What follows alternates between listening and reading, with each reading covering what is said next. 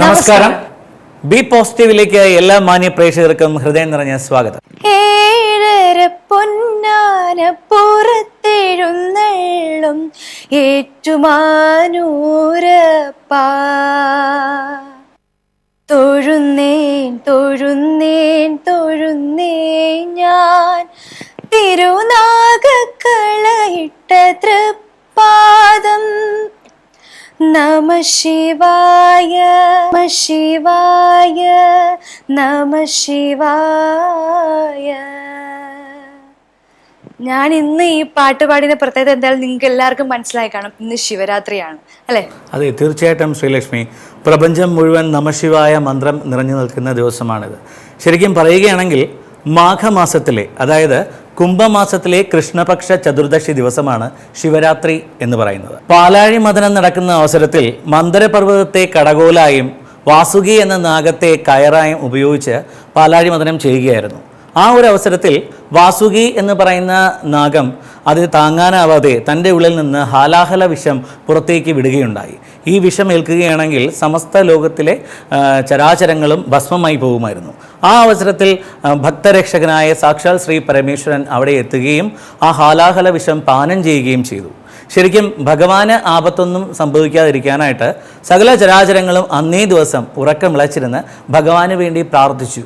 ആ ദിവസമാണ് ശിവരാത്രി എന്ന് പറയുന്നത്. ശരിക്കും ശിവരാത്രി ദിവസം മഹാദേവ ക്ഷേത്ര ദർശനം നടത്തി ഭക്തിയോടുകൂടി നാമജപത്തോടെ, ശരിക്കും പഞ്ചാക്ഷരി മന്ത്രമായ നമശിവായ എന്ന നാമജപത്തോടുകൂടി ക്ഷേത്രത്തിൽ കഴിഞ്ഞുകൂടുകയാണ് സർവ്വ ഐശ്വര്യങ്ങൾക്കും നിദാനമായിട്ടുള്ളത്. എന്തു തന്നെ ആയാലും ഭക്തരക്ഷകനും ആപത് ബാന്ധവനും സാധുജന സംരക്ഷകനുമായ ഭഗവാൻ ശ്രീ പരമേശ്വരൻ നമ്മൾ ഹൃദയം തൊട്ട് പ്രാർത്ഥിച്ചാൽ, ഹൃദയത്തിൽ നിന്ന് ഭഗവാനെ എന്ന് വിളിച്ചാൽ ഓടിയെത്തും. അതിന് ഒരുപാട് ഉദാഹരണങ്ങളുണ്ട് അല്ലേ?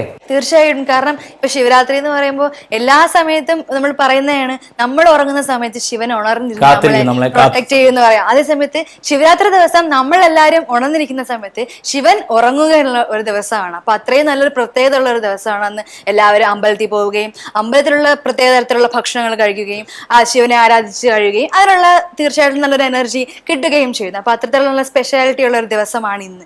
എന്തായാലും ഇന്നത്തെ ആ ഒരു സ്പെഷ്യാലിറ്റി കാണാം. നമുക്കൊരു നല്ല ഡിവോഷണൽ സോങ്ങത്തോടെ തന്നെ നമുക്ക് ഇന്ന് ഈ ഫസ്റ്റ് സെഗ്മെന്റ് നമുക്ക് ആരംഭിക്കാം. ആദ്യമായി ശുഭസംഗീതം.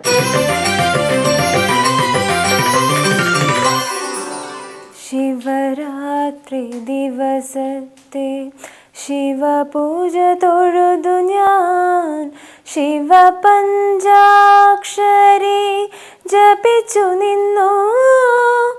അറിയാതെ മനം നൊന്തൻ അധരങ്ങൾ വിതുമ്പുമ്പോൾ അവിടുത്തെ ചേവടികൾ ശരണമായി ശരണമായി.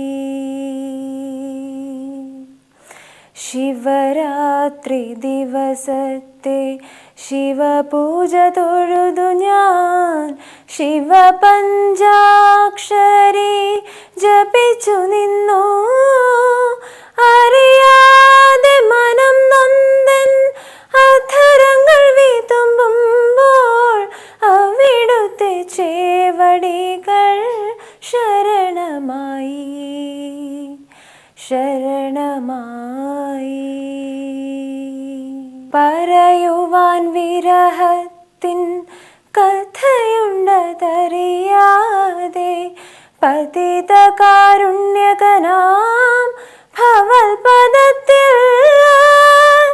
പറയുവാൻ വിരഹത്തിൻ കഥയുണ്ടതറിയാതെ പതിത കാരുണ്യകനാം ഭവൽപദത്തിൽ. നിറകണ്ണാൽ നിമിഷങ്ങൾ അറിയാതെ പൊഴിയുമ്പോൾ തവ മുഖ കമലത്തിൽ ചിരിയുതിർന്നു ചിരിയുതിർന്നു ചിരിയുതിർന്നു. ശിവരാത്രി ദിവസത്തെ ശിവപൂജ തൊഴുതു ഞാൻ, ശിവ പഞ്ചാക്ഷരി ജപിച്ചു നിന്നു. അറിയാതെ മനം നൊന്തൻ അധരങ്ങൾ വിതുമ്പുമ്പോൾ അവിടുത്തെ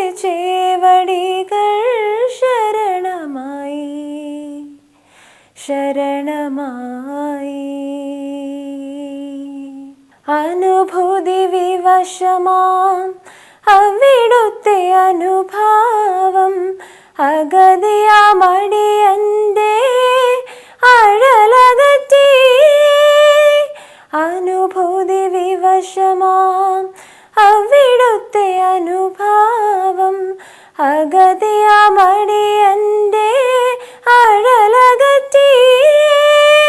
പിടയുമെൻ മനസ്സിന്റെ വ്യഥ തീർന്ന കഥയുമായി ഒടുവിൽ ഞാൻ സന്നിധി വിട്ടിറങ്ങി വിട്ടിറങ്ങി വിട്ടിറങ്ങി. ശിവരാത്രി ദിവസത്തെ ശിവപൂജ തൊഴുതു ഞാൻ ശിവപഞ്ചാക്ഷരി ജപിച്ചു നിന്നു. അറിയാതെ മനം നന്ദൻ അധരങ്ങൾ വിതുമ്പുമ്പോൾ അവിടുത്തെ ചേവടികൾ ശരണമായി ശരണമായി ശരണമായി. ഇന്നേ ദിവസം ചരിത്രത്തിൽ എന്തൊക്കെ സംഭവിച്ചിട്ടുണ്ട് എന്ന സത്യങ്ങളിലേക്ക് വിരൽ ചൂണ്ടുന്ന പരിപാടിയാണ് അടുത്തത്. നമുക്ക് കാണാം ചരിത്രത്തിൽ ഇന്ന്.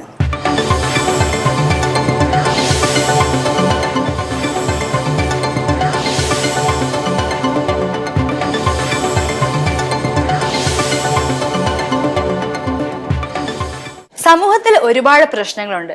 അത് നമുക്ക് ചില കൂട്ടായ്മകളിലായാലും സൊസൈറ്റിയിൽ ഒരുപാട് പ്രശ്നങ്ങൾ നമുക്ക് സംഭവിക്കുന്നുണ്ട്. പക്ഷെ അത് നമ്മൾ ചില സമയത്ത് എന്ന് പറയുമ്പോഴത്തേക്കും നമ്മൾ അത് റിജക്റ്റ് ചെയ്യില്ല, ചിലപ്പോൾ അത് നമ്മൾ റിയാക്ട് ചെയ്ത് വരില്ല. പക്ഷെ സമൂഹത്തിൽ ചിലപ്പോൾ അത് നിഷ്കർഷമായിട്ടുള്ള കാര്യങ്ങളായിരിക്കാം. അപ്പൊ നമ്മൾ അത് തിരിച്ചറിയാൻ വേണ്ടിയിട്ട് ചിലപ്പോൾ ഒരു വാർത്തയായിട്ട് നമുക്ക് തന്നു കഴിഞ്ഞാൽ ചിലപ്പോൾ അത് വായിക്കാൻ എളുപ്പമായിട്ട് തോന്നില്ല. ചിലപ്പോൾ പക്ഷെ ഹാസ്യാത്മകമായിട്ടാണ് നമുക്ക് ആ ഒരു ന്യൂസ് നമുക്ക് കിട്ടുന്നതെങ്കിൽ തീർച്ചയായിട്ടും നമ്മൾ അത് നോക്കിക്കാണുകയും നമ്മൾ അതിലുള്ള ഒരു അർത്ഥം മനസ്സിലാക്കുകയും ചെയ്യാൻ ശ്രമിക്കുന്നുണ്ട് അല്ലേ? തീർച്ചയായിട്ടും ശ്രീലക്ഷ്മി. ശരിക്കും പരിഹാസശരങ്ങൾ ഹാസ്യത്തിൽ പൊതിഞ്ഞ് അവതരിപ്പിക്കുകയാണെങ്കിൽ അത് എത്തേണ്ടടുത്ത് തന്നെ അമ്പ് പോലെ ചെന്ന് തറയ്ക്കും എന്നാണ് പറയുന്നത്. ശരിക്കും കലാകാരന്മാർ എന്ന് പറയുന്നത് തന്നെ ദൈവത്തിന് ഏറ്റവും പ്രിയപ്പെട്ടവരാണ്. അപ്പോൾ അത്തരത്തിൽ പ്രിയപ്പെട്ടവർ തീർച്ചയായിട്ടും സമൂഹ നന്മയ്ക്ക് വേണ്ടി എന്തെങ്കിലും ചെയ്യണം. ഇങ്ങനെ വരുമ്പോഴാണ് നമ്മുടെ സജീഷ് കുട്ടനല്ലൂരിനെ പോലെയുള്ളവരുടെ പ്രസക്തി ഇന്ന് നമ്മുടെ സമൂഹത്തിൽ വളരെയധികം ആവശ്യമാണ് എന്ന് നമുക്ക് തോന്നുന്നത്. കാരണം നമ്മുടെ ചാക്യാർ ഇവിടം തൊട്ട് അതുവരെ ചുറ്റി സഞ്ചരിച്ചുകൊണ്ടിരിക്കുകയാണ് ലോകം മുഴുവനും. ലോകത്ത് കാണുന്ന എല്ലാ കാര്യങ്ങളെക്കുറിച്ചും വളരെ നന്നായിട്ട് അദ്ദേഹം സംസാരിക്കുന്നുണ്ട്. എന്തായാലും നിങ്ങളോട് സംസാരിക്കാൻ സജീഷ് കുട്ടനല്ലൂർ കാത്തിരിക്കുകയാണ്. നമുക്ക് കാണാം ഹാസ്യ കേരള.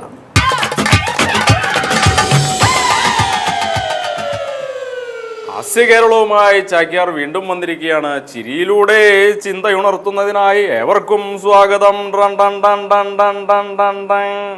അവാർഡ് വേണോ? അവാർഡ് അവാർഡ് വേണോ? അവാർഡ്. ഹൈ, താൻ എന്താ ഈ പറയണേ? അവാർഡ് വേണോന്നോ? എടോ, അവാർഡ് കിട്ടാനായിട്ട് ഞാനൊരു സിനിമാ നടനല്ല, ഒരു രാഷ്ട്രീയ താരമല്ല, ഒരു സാംസ്കാരിക നായകനുമല്ല. അപ്പോൾ എനിക്ക് എങ്ങനെ അവാർഡ് കിട്ടും? താൻ എന്തായി ഉദ്ദേശിക്കണതേ? എടോ, അതായത് ഇപ്പോൾ തനിക്ക് എന്തെങ്കിലും സമ്മാനം കിട്ടിയിട്ടുണ്ടോ? ഇപ്പോഴല്ല, ചെറുപ്പത്തിൽ എന്തെങ്കിലും സമ്മാനം കിട്ടിയിട്ടുണ്ടോ? സമ്മാനം കിട്ടിയിട്ടുണ്ടോ എന്ന് ചോദിച്ചു കഴിഞ്ഞാൽ എനിക്ക് പണ്ട് കിണറ്റിൻകര ബാലസംഘം എന്ന് പറഞ്ഞൊരു ഒരു ക്ലബിൻ്റെ ഇഡ്ഡലി തീറ്റ മത്സരത്തിൽ എനിക്ക് പ്രോത്സാഹന സമ്മാനം കിട്ടിയിട്ടുണ്ട്.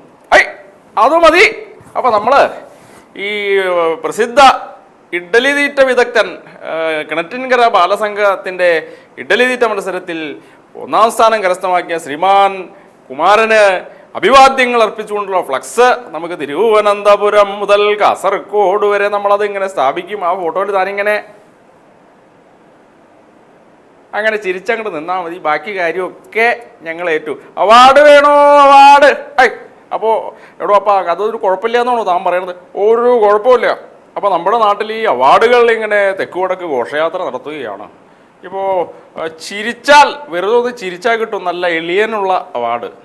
ഇനിയിപ്പോൾ ഒരു പണിയും തൊഴിലില്ലാതെ വെറുതെ തേരാപാര കറങ്ങി നിന്ന നല്ല വായി നോക്കിയുള്ള അവാർഡ് കിട്ടും. ചില ഭർത്താക്കന്മാർ തങ്ങളുടെ ഭാര്യമാർക്ക് സഹനത്തിനുള്ള അവാർഡും കൊടുക്കാറുണ്ടത്രേ. അപ്പോൾ അങ്ങനെയൊക്കെയുള്ള കാര്യങ്ങളാണ് നമ്മുടെ നാട്ടിൽ നടന്നുകൊണ്ടിരിക്കുന്നത്. ഈ അടുത്ത് അവാർഡ് ദാഹിയായ ഒരു കച്ചവടക്കാരൻ, അദ്ദേഹം ഒരു അവാർഡ് വാങ്ങുന്നതിനായിട്ട് തൻ്റെ പരിവാരങ്ങളുമായി നേരെ തിരുവനന്തപുരത്തേക്ക് കെട്ടുകെട്ടി. അപ്പോൾ തിരുവനന്തപുരത്ത് എത്തിയപ്പോൾ അവിടെ അവാർഡ് വാങ്ങുന്നത് കാണാനായിട്ട് ഒരു മനുഷ്യൻ പോലും അവിടെ ഇല്ല. ആകെയുള്ളത് സംഘാടകർ മാത്രമാണ്. സംഘാടകർ ഇങ്ങനെ ചിരിച്ചുകൊണ്ട് നിൽക്കുന്നു. അപ്പോൾ അവിടെ വെച്ച് അയാൾക്ക് അവാർഡ് ദാഹിക്കുകയും അവാർഡ് സമ്മാനിച്ചു. മാത്രമല്ല അദ്ദേഹത്തിൽ നിന്ന് കുറേ പണവും അവർ കരസ്ഥമാക്കി. അപ്പോൾ എന്താ ഗുണം? അദ്ദേഹം ഒരു അർഹതയുമില്ലാത്ത മനുഷ്യൻ കുറേ പണം നൽകിയാണത്രേ അവാർഡ് വാങ്ങി. അപ്പോൾ നമ്മുടെ പ്രാഞ്ചിയേട്ടൻ എന്ന് പറഞ്ഞ സിനിമ അത് ഉന്നയിക്കുന്നതും ഈ വിഷയം തന്നെയാണ്. അപ്പോൾ ചില ആളുകൾക്ക് ഈ എഴുത്തച്ഛൻ പുരസ്കാരം കിട്ടണമെന്ന് വലിയ മോഹമായിരിക്കും, പക്ഷെ എഴുതാനായിട്ട് കഴിവുണ്ടാവില്ല. ചിലർക്കാണെങ്കിൽ പത്മശ്രീ കിട്ടിയാൽ കൊള്ളാമെന്നുണ്ട്, പക്ഷെ അതിനുള്ളൊരു യോഗ്യത ഉണ്ടാവില്ല. അപ്പോൾ എഴുത്തച്ഛൻ പുരസ്കാരം മോഹിക്കുന്നവർക്കായി നമുക്ക് നൽകാം പൊങ്ങച്ചൻ പുരസ്കാരം. പത്മശ്രീ അല്ലെങ്കിൽ ഒരു പത്മസ്ത്രീ കിട്ടിയാലും, പത്മശ്രീ പുരസ്കാരം കിട്ടിയാലും ചില ആളുകൾ വളരെയധികം സന്തോഷഭരിതരാകുന്നൊരവസ്ഥയും നമ്മളിവിടെ ഇങ്ങനെ കാണുന്നുണ്ട്. അപ്പോൾ ചാക്യാർ കുറേ നേരം ഈ അവാർഡ് വാങ്ങുന്ന ആളുകളെ ഇങ്ങനെ കുറ്റപ്പെടുത്തുന്നു. അപ്പോൾ ചാക്യാർക്ക് ഒരു അവാർഡ് തന്നാലോ എന്ന് ഞങ്ങൾ ആഗ്രഹിക്കും. അയ്യോ, ചാക്യാർക്ക് അവാർഡ് മാത്രം വേണ്ട. അപ്പോൾ ചാക്യാരുടെ ബയോഡാറ്റയിൽ ചാക്യാർ അവസാനം തന്നെ എഴുതി ചേർത്തിട്ടുള്ള എന്താണെന്ന് വെച്ച് കഴിഞ്ഞാൽ ഇതുവരെ ഒരു അവാർഡുകളും ഭാഗ്യവശാൽ കിട്ടിയിട്ടില്ല എന്നാണ് എഴുതി വെച്ചിട്ടുള്ളത്. അപ്പോൾ ചാക്യാരി ഞങ്ങളെങ്ങനെ വിമർശിക്കുന്നത് തീരെ ശരിയല്ല. അപ്പോൾ എടോ, എനിക്ക് ഒരുപാട് അവാർഡ് കിട്ടിയിട്ടുണ്ട്, പക്ഷെ ഒരിക്കലും എന്താ പറയുക, അവാർഡ് വാങ്ങാൻ ഞാൻ കാശ് മുടക്കിയിട്ടില്ല. കാരണം അവാർഡ് കിട്ടിയതിന് ശേഷം മാത്രമാണ് ഞാൻ കാശ് കൊടുക്കാറുള്ളത്. അപ്പോൾ നമ്മൾ ഈ വേറൊരു കാര്യമുണ്ട്, നിങ്ങൾ ശ്രദ്ധിക്കണം. നമ്മുടെ നാട്ടിൽ വിവിധ കലാകാരന്മാരുണ്ട്. അപ്പോൾ ഈ കലാകാരന്മാരൊക്കെ ഈ ചാവാൻ കാത്തിരിക്കുകയാണ്. കലാകാരന്മാർ മരിച്ചു കഴിഞ്ഞാൽ പിന്നെ അവർക്ക് പുരസ്കാരമായി, അവാർഡായി, നല്ല വാക്കായി. അപ്പോൾ ജീവിച്ചിരിക്കുന്ന സമയത്ത് അവർക്ക് ഒരു പുരസ്കാരവും ഒരു അംഗീകാരം കിട്ടില്ല. അതാണ് അവസ്ഥ. അപ്പോൾ മാത്രമല്ല, കലാകാരൻ മരിച്ചു കഴിഞ്ഞാൽ ഉടൻ തന്നെ ആ കലാകാരൻ്റെ പേരിൽ ഫൗണ്ടേഷനുകൾ, സംഘടനകൾ, ആഘോഷങ്ങൾ ഒക്കെ വരികയാണ്. അപ്പോൾ ജീവിച്ചിരിക്കുന്ന കാലത്ത് കലാകാരന്മാരെ അംഗീകരിക്കുക എന്ന് അധികാരികളോട് ചാക്യാർ ഓർമ്മിപ്പിക്കുന്നു. അതുപോലെ തന്നെ അവാർഡ് ദാഹികളോട്, ഈ അവാർഡ് എന്ന് പറഞ്ഞു കഴിഞ്ഞാൽ നമ്മുടെ പ്രവൃത്തിയുടെ ബലം കൊണ്ടും അതുപോലെ തന്നെ നമ്മളുടെ എന്താ പറയുക, കലാപരമായ നമ്മുടെ കഴിവിൻ്റെ പുറത്തൊക്കെയാണ് നമ്മളെ തേടി അവാർഡുകൾ വരുന്നത്, അല്ലെങ്കിൽ വരേണ്ടത്. അതുമാത്രമാണ് നിലനിൽക്കുകയുള്ളൂ. അല്ലാത്തതെല്ലാം ഒന്നും തന്നെ നമ്മളെ അനുഗ്രഹിക്കില്ല, അതൊക്കെ നമ്മളെ നിഗ്രഹിക്കും എന്ന് മാത്രം പറഞ്ഞുകൊണ്ട് ചാക്യാർ തൽക്കാലം വിടവാങ്ങുന്നേൻ. നമ്മുടെ ജീവിതം മുന്നോട്ട് കൊണ്ടുപോകാൻ നമ്മുടെ ജീവിതത്തിൽ നാം തന്നെ ചില നിയമങ്ങളും തീരുമാനങ്ങളും ഒക്കെ എടുക്കണം. കാരണം ഈശ്വരൻ നമുക്ക് പലതും തന്നിട്ടുണ്ടാകും, നല്ല സമ്പൽ സമൃദ്ധി തന്നിട്ടുണ്ടാകും, കഴിവുകൾ തന്നിട്ടുണ്ടാകും. പക്ഷേ അതൊക്കെ വേണ്ട രീതിയിൽ നാം വിനിയോഗിക്കണം. എങ്കിൽ മാത്രമേ നമ്മുടെ ജീവിതം വിജയത്തിലെത്തുകയുള്ളൂ. കാരണം ഞാനൊരു ഉദാഹരണം പറയാം. ഒരു ടാറിട്ട റോഡാണ്, നല്ല ടാറിട്ട റോഡ്, നല്ല ലൈറ്റുകളുണ്ട്, നല്ല പവറുള്ളൊരു വണ്ടി കയ്യിലുണ്ട്, നല്ല പെട്രോളുണ്ട്, ശരിക്കും ഫുൾ ടാങ്ക് പെട്രോളുണ്ട്. ഇങ്ങനെ വിചാരിച്ച് അമിത വേഗതയിൽ പോവുകയാണെങ്കിൽ അത് എവിടെയെങ്കിലും വാഹനം ചെന്നിടിച്ച് അപകടമരണം സംഭവിക്കുമെന്നുള്ളതിന് യാതൊരു സംശയവുമില്ല. അതുപോലെ നമ്മുടെ ജീവിതത്തിൽ നാം പാലിക്കേണ്ടതായിട്ടുള്ള ചില കാര്യങ്ങളുണ്ട്. അതിന് നമ്മൾ ചില കാര്യങ്ങൾ പാലിക്കണം. വളരെ കുറച്ച് 2-3 കാര്യങ്ങൾ ഞാൻ പറയാം. വളരെ കുറച്ച് മാത്രം സംസാരിക്കുക, വളരെ കുറച്ച് മാത്രം ആഹാരം കഴിക്കുക, വളരെ കുറച്ച് മാത്രം ഉറങ്ങുക. ബാക്കിയുള്ള മുഴുവൻ സമയവും മറ്റുള്ള ജീവികളുടെ നന്മയ്ക്കായിട്ട് എന്തെങ്കിലും ചെയ്യാൻ കഴിയുമോ എന്ന് ചിന്തിക്കുക, അതിനുവേണ്ടി പ്രവർത്തിക്കുക. എന്ത് തോന്നുന്നു? തീർച്ചയായിട്ടും എല്ലാവർക്കും ഒരു പോസിറ്റീവ് നേരെ തരുന്ന ഒരു നമ്മളൊരു പ്രോഗ്രാമാണ് ഈ ബി പോസിറ്റീവ് എന്ന് പറയുന്നത്. പക്ഷേ ഇപ്പോൾ എക്സാം വരുന്ന ഒരു സമയമാണ്, SSLC എക്സാം ആണ്. മാർച്ച് 9 എക്സാം തുടങ്ങുകയാണ്. അതെ, ശ്രീലക്ഷ്മി പറഞ്ഞ പോലെ പരീക്ഷകൾ, ജീവിതം തന്നെ ഒരു വലിയ പരീക്ഷയാണ്. അപ്പോൾ പരീക്ഷകളെ അതിജീവിക്കാൻ പാഠപുസ്തകങ്ങളിൽ നിന്നുള്ള പരീക്ഷകളാണെങ്കിലും ജീവിതത്തിൽ ഉണ്ടാകുന്ന പരീക്ഷണങ്ങളാണെങ്കിലും അതിനെ അതിജീവിക്കാൻ ഏവർക്കും കഴിയട്ടെ. അതിനൊരു വഴിത്തിരിവാകുന്ന പരിപാടിയാണ് നമുക്ക് അടുത്തത്. പ്രവീൺ പരമേശ്വരൻ നയിക്കുന്ന വഴിത്തിരിവ്. നമുക്ക് കാണാം വഴിത്തിരിവ്.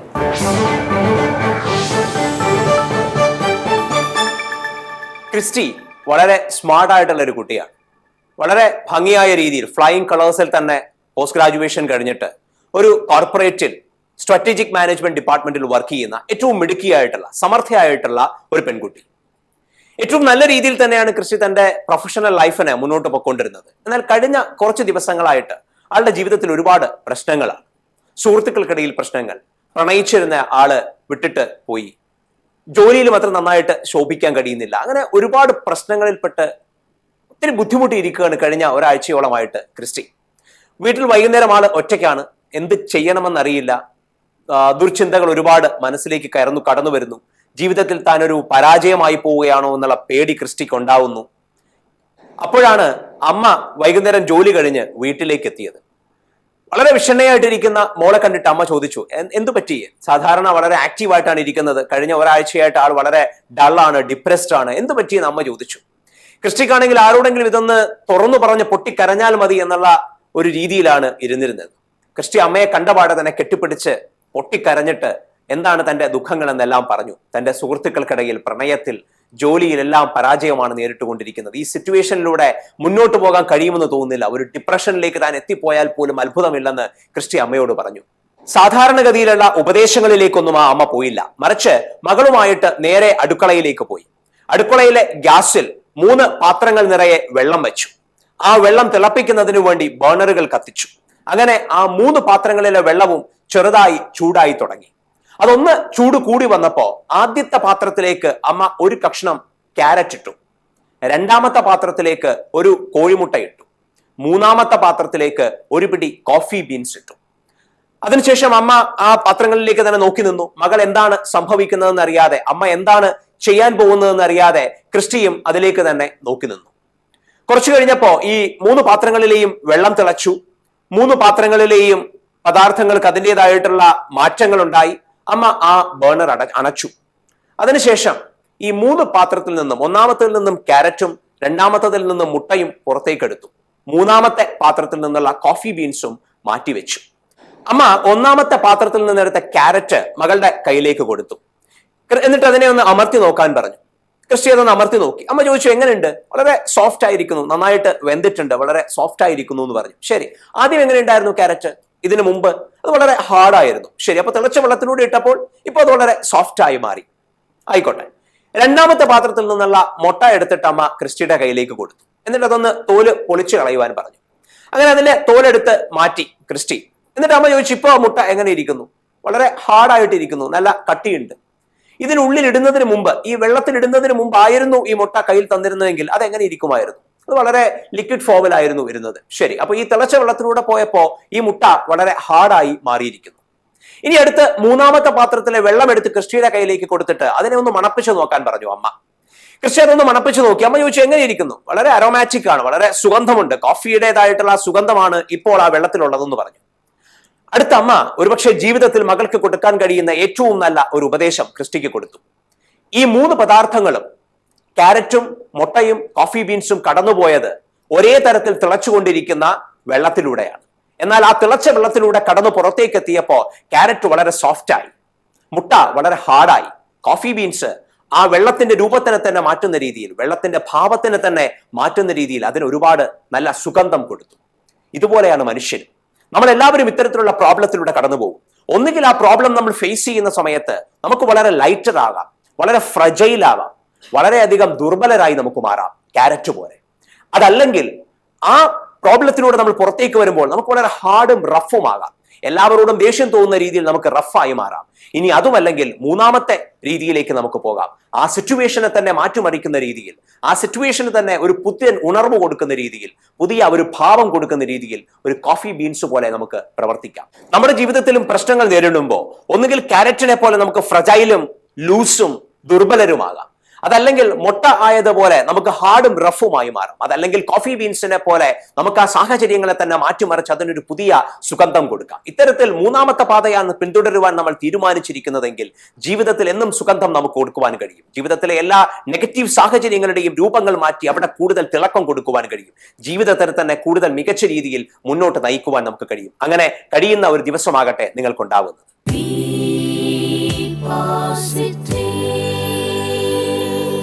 ഒരു പുണ്യ ദിവസമാണെന്ന് ശിവരാത്രി.